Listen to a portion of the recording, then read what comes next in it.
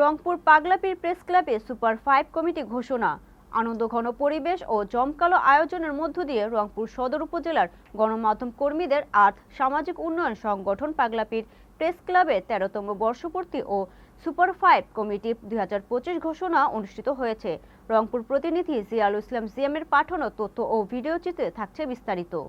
শুক্রবার বাদেরশাহ শিক্ষানগরী পাগলাপীরের ঐতিহ্যবাহী বিদ্যাপীঠ পাগলাপীর স্কুল ও কলেজের মাঠে আয়োজন করা হয় এক আলোচনা সভা ও সাংস্কৃতিক অনুষ্ঠানের।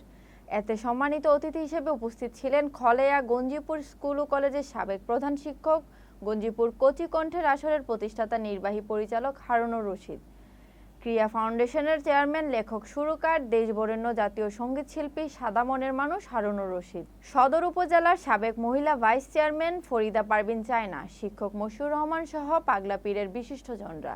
পরে পাগলাপীর প্রেস ক্লাবের প্রতিষ্ঠাতা, দাতা ও আহ্বায়ক হাবিবুর রহমান সেলিম আগামী 1 বছরের জন্য সুপার 5 কার্যনির্বাহী কমিটি ঘোষণা করেন।